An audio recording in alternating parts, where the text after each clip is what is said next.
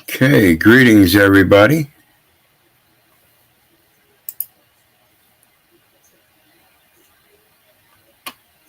Keith here.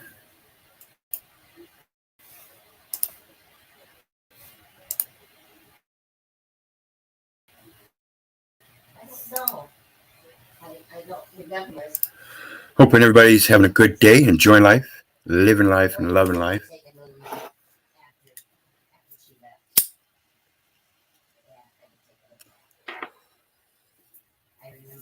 Wanted to go over some stuff today about the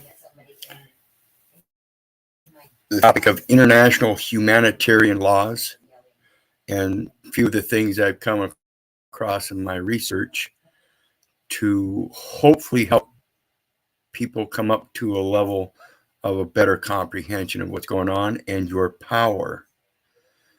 And most people look at the Constitution and its preamble and all that, and there's little clause in there that the people have the right to petition their government for redress of grievances.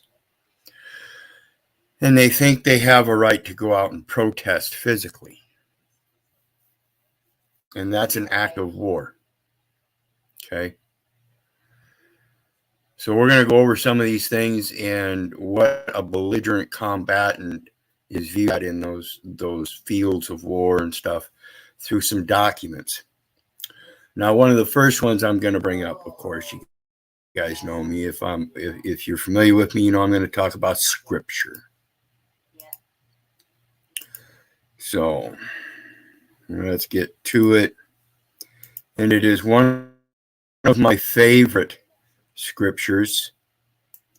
And of course, it's the King James Version of the Scriptures, 1611 edition. And this is because it's Public Law 97-280 that declares that these such scriptures are the law of the land. Okay? And the war is promulgated through the law of land warfare. Grammar is specific as the law is specific. And the grammar of these particular verses say the land shall not be sold forever. For the land is mine.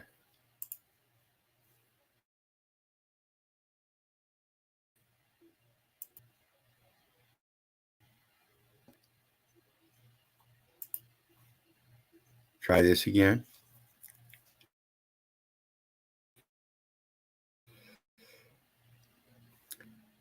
For the land is mine. For ye are strangers and sojourners with me. The land is mine, and we are foreigners and sojourners, journalers. We write our own story based upon our travels, sojourns, transitions from one place to another. And in all the land of your possession, ye shall grant a redemption for the land. Ye shall grant. Why? The grantor is granting you the ability as a grantee, a redemption. Fear not, for I have redeemed thee. That's something he gave freely, and we're supposed to give freely in return. And redemption specifically means buy back. Buy back for the land. If thy brother be waxen poor and hath sold away some of his possession, and any of his kin come to redeem it, then shall he redeem that which his brother sold. Kin. Brethren of the children of Israel, kin.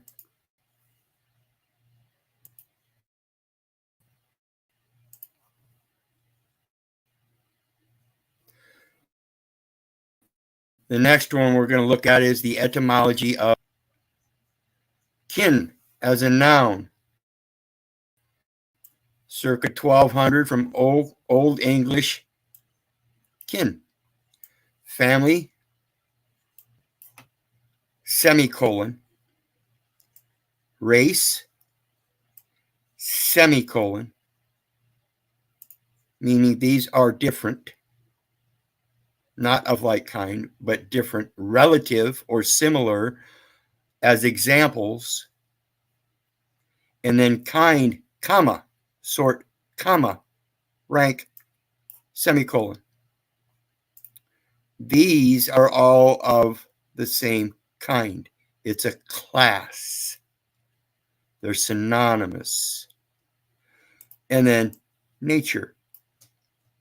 By nature, there are no names or numbers. It just is.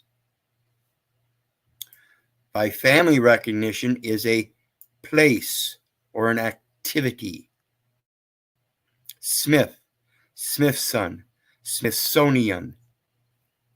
Also, gender, comma, sex. So sex and gender are the same thing, like kinds. Rank, sort, kind, like kinds. Nature, race, family, different. A sense, obsolete since Middle English, from Proto-Germanic kunja, family. Source, remember we just talked about source? Again, it's very important. That's the sir. Also of Old Frisian ken, Old Saxon kuni, kin, kind, race, tribe. Old Norse kin, Old High German juni, kin, race. Danish, however that's pronounced. Swedish, however that's, I would imagine it's cone, or con or something. I'm not quite familiar with those inclinations above. We'll get there. But Middle Dutch, Koen, sex, gender. Gothic, Kuni, family or race. Old Norse, Kunder, son. German, kind, child. From Piru, gene, give birth. Give birth. That's because it applies to a kin, a kind, a race, and not a God who we are born of. And mom gives birth. We are of the Father, and mom gives birth. We are born of the Father, and mom gives birth. Beget, as like in behold. In order to have, you have to first beget, so then you can behold. With derivatives referring, not defining, to procreation and familial and tribal groups. In Teutonic word, as in Latin genus and Greek genos, three main senses appear. 1, race or stock. 2, class or kind. 3, gender or sex. And of the race or stock that I am, there is a gender or sex that is classified in kind by persons, known as minor childs. And they are my next of kin, every one of my persons, as my child is a blood relative directly to me and no one else, not even my mother. That's why it holds my name. From 1590s as an adjective from the noun and as a shortening of akin. Legal next of kin. Next of kind. The next of kind is the male Keith Little of the family. Keith of the family Little. The person belongs to Keith of the family Little. Does not include the widow, she being specifically provided for by the law as widow, Century Dictionary, and must be a blood relation of the deceased. The person is the decedent.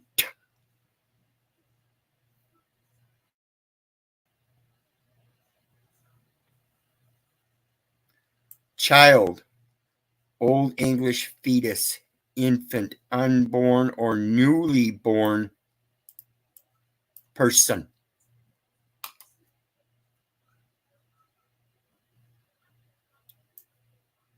Pregnant.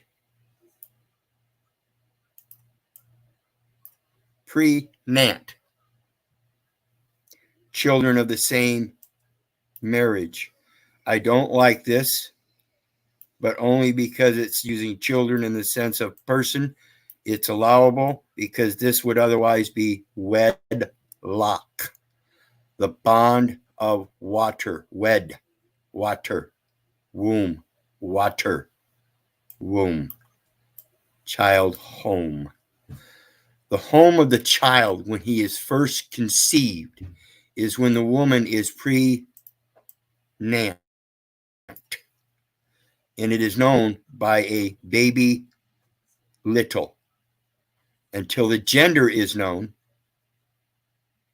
and then it can be determined as baby boy or baby girl until it's born, and then until it's born, and then the gender can be known and the name can be given. It's a process, a natural process. Apparently, apparently, originally always used in relation to the mother as the fruit of the womb. The buck. The buck as it relates to the young buck. And the kind. This is in a video I did a while back on Purchase. The Purchase, the Christopher Purchase, the Christ of her chase. But as it says, again, legally, the widow is provided for by the law and must be a blood relation. So if the mother is not a blood relation as a widow, then the inheritance goes to the son. The woman has no place in the son except to give that which is birthed of her, which is born of the father.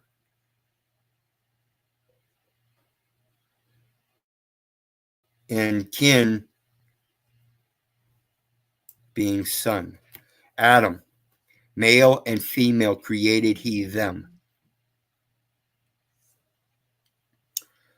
Also in late English, a youth of gentle birth. You suppose they left out an I there? Archaic, usually written child. In 16th to 17th century, especially girl child. See what happened there? The wider sense, young person before the onset of puberty. Oftentimes, people mistake one gender for another when they are infants. Oh, I'm sorry. And that's why now in modern times we have a selection of color for clothing. Sickening. Developed in late Old English, the phrase with child, pre-nant, late 12th century, retains the original sense. The sense extension from infant to child also is found in French enfant. Look up the post office address.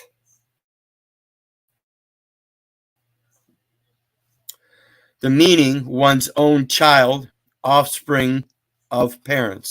Springing, as in a springing trust. Might want to look that up too. Of parents is from late 12th century. Word bearn, say bairn. Figurative use from late 14th century. Most Indo-European languages use the same word for a child and one's child, though there are exceptions such as Latin liberi and puri, as in liberty. The difficulty with the plural began in Old English, where the nominative plural was at first child, identical with the singular. Then circa 975, a plural form, childra, genitive childra, arose. And remember, this is just a C there, but back in that time, it was pronounced with a CH as it would be with a CH, and that's why it's pronounced today, child and children, childra. Arose, probably for clarity's sake, only to be repluraled late 12th century as children, as in rendered, the rendered child. Okay. 1 USC 1. Singular imports the plural. Plural imports the singular, which is thus a double plural. Middle English plural, childer, survives in Lancashire dialect, childer, and in Cheldermas. Christmas and Childermas. Child abuse is attested by 1963, child molester from 1950, child care is from 1915, and child's play, figurative of something, is in Chaucer, late 14th century.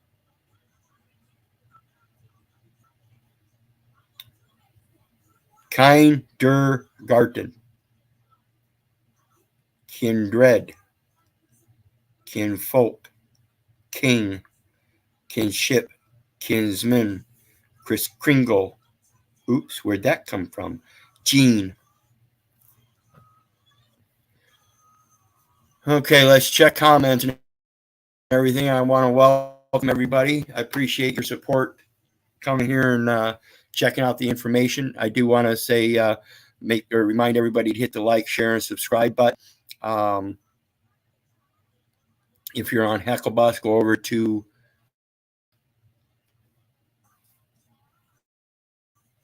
I'm on the wrong one there. Sorry. Go over to El Perro and hit the like, share, and subscribe there, and vice versa. If you're on El Perro, go over to Hecklebus. There is a PayPal button in there, and I'm pretty sure it's still viewable. If not, I'll repost it. But in the meantime, we got to get down to the origins of these terms and conditions that are put before us, and that's why I'm doing this, folks. So I hope you're following along. And pay attention to here. A couple of years back, almost, it says 1 year, but either way, it was a while back, and it says rerun even. That's why. So let's go to that. And this is on lawliving.com, another site I'm on. The link is in the details section in the videos. And what it is, we're talking about a sheet. And that's making a claim, laying a claim. And it starts out at the rerun. I tagged a friend in there. because he's going through a deal where he's purchased a home and he's trying to fix the record. So we put artistic presentation only for entertainment and educational purposes. Take notice. Do not use this information yourself until you do your own research and put your own article together. If you go using this and try to say you copied my paperwork thinking this is going to work for you, you're wrong. I put the work in this and it ain't even work for me because I ain't even done it yet. So don't fucking do it yourself. Don't do it unless you know what you're doing. Notice of contest. Department of Agriculture and Land Stewardship, United States Post Office, Bureau of Land Management, Black Hawk County Assessor's Office at Waterloo, Iowa. The 16th, a couple years ago. The 16th day of the month of May in this year of our Lord 2021, Anno Domini, to T.J. Koningsfeld, Assessor's Office. You are hereby, and note again, this is just an article that I put up as a practice work to get information and opinions from other people. I have not put this forth. This is just an article of fiction. You are hereby notified that Keith Little, who gives Waterloo, Iowa as his general post, did on the such and such day. That's why it's blank. I have not done this yet.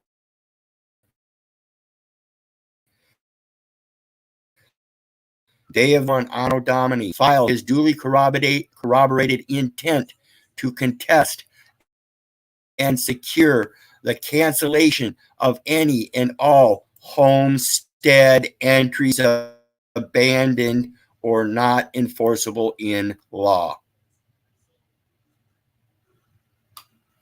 Void where prohibited by law.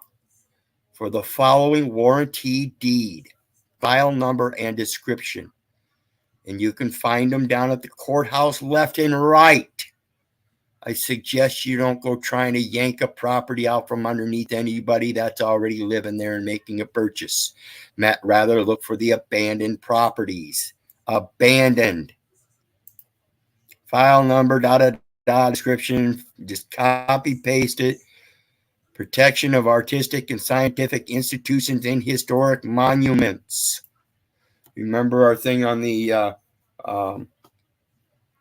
what was it? The temple the other day, the video I did on the temple.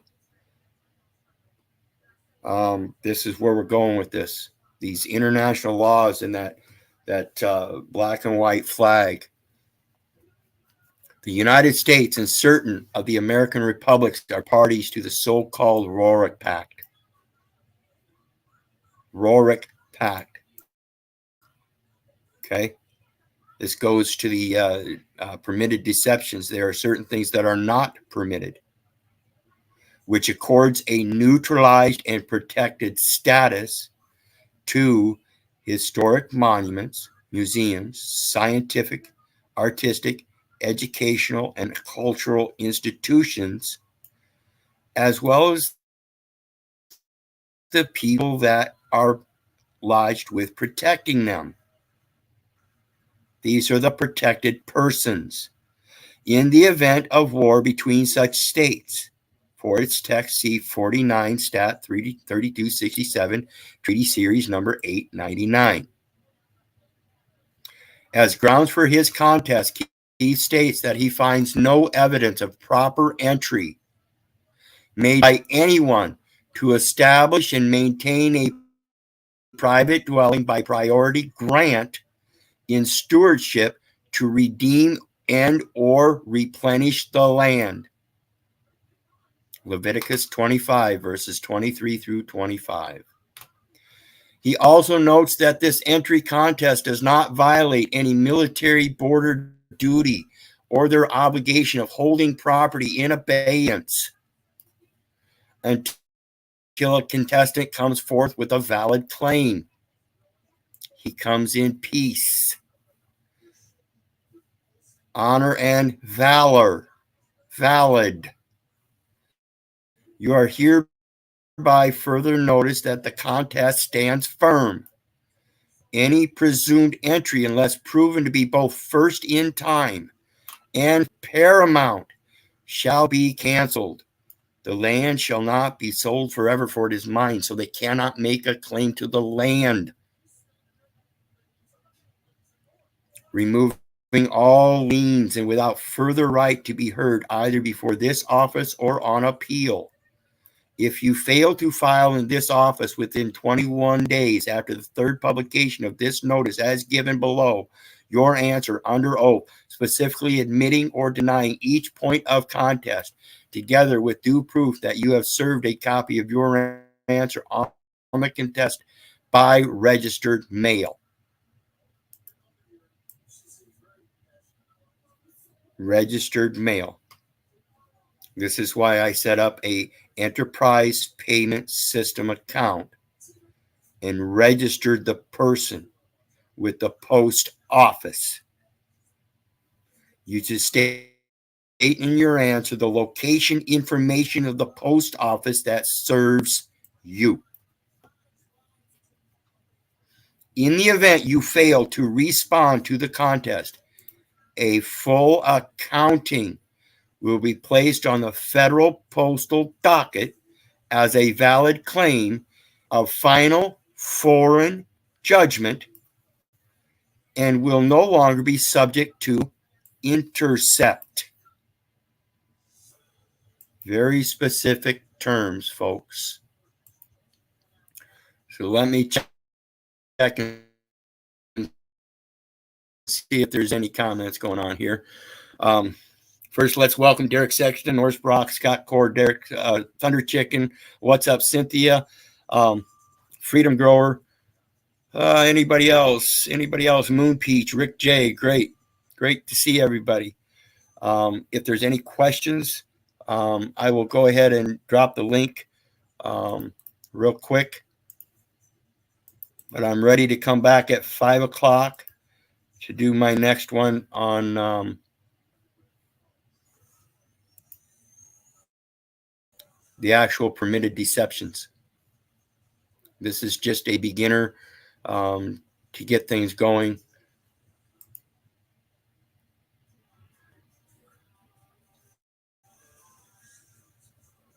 As regards to piecing the negotiations together, you have to bring in the word. You have to be able to let them know that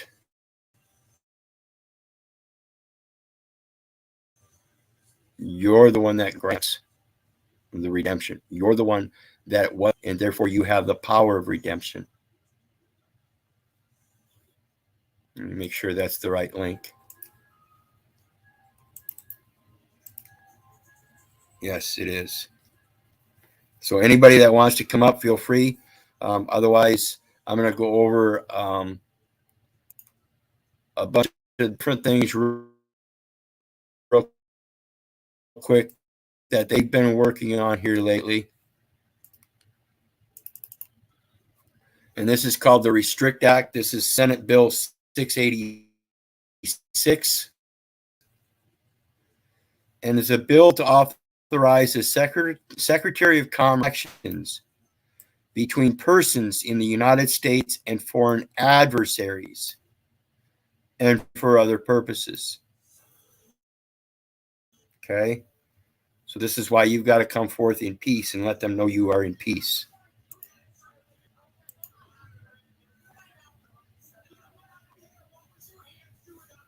Make sure I've got everything.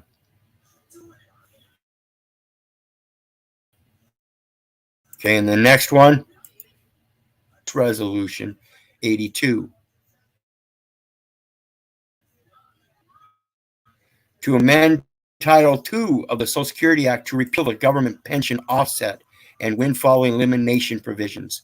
In other words, this is going to help correct the retirement system where all these public officials are making this exasperated amounts on retirement pension funds while we have veterans that are homeless.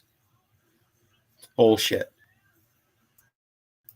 It's being recognized. They're doing things in the background. If you pay attention, you'll find out what they're doing, and you won't have. You'll be able to dispel that fear. House Resolution 79, WHO Withdrawal Act. Know your rights, clause by clause. Analysis of the entire Constitution. Wonderful. And this one is to direct the president to withdraw the United States from the Constitution of the World Health Organization and for other purposes.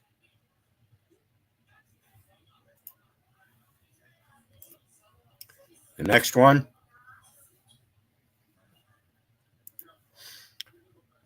HR House Resolution 374, abolish the ATF.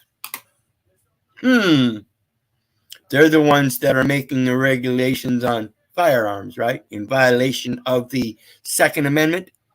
Shall not be infringed means just like you respecter of no persons and shall make no law respecting the establishment of religion. They ain't supposed to be making laws about your armaments either.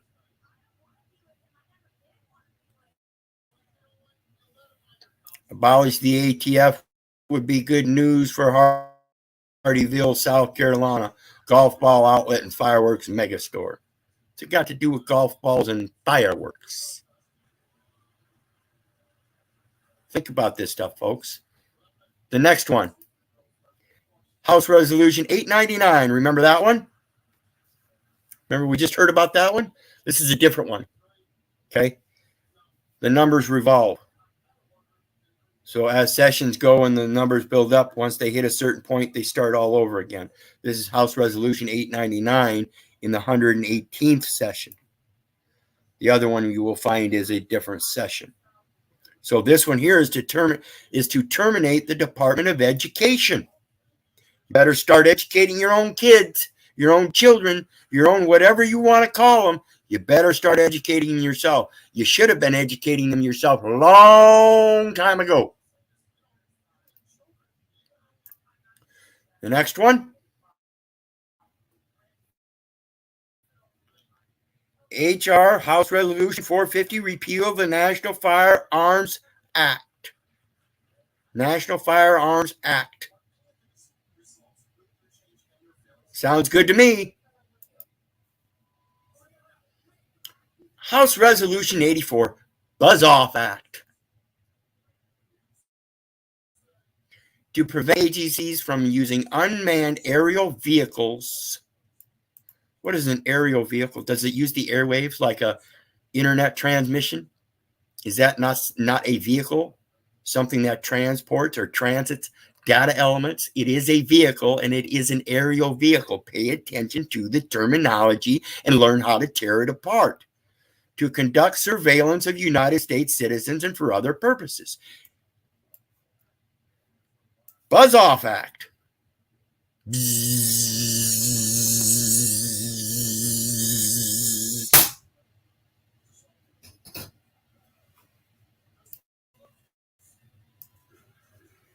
And the final one is House Resolution 89, impeaching Alejandro Nicolas Mayorkas, Secretary of Homeland Security, for high crimes and misdemeanors. I'm right along with it. I'm in agreement with the United States Congress. Are you guys catching on?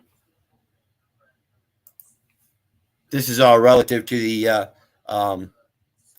Postal Service Reform Act of 2022 as well.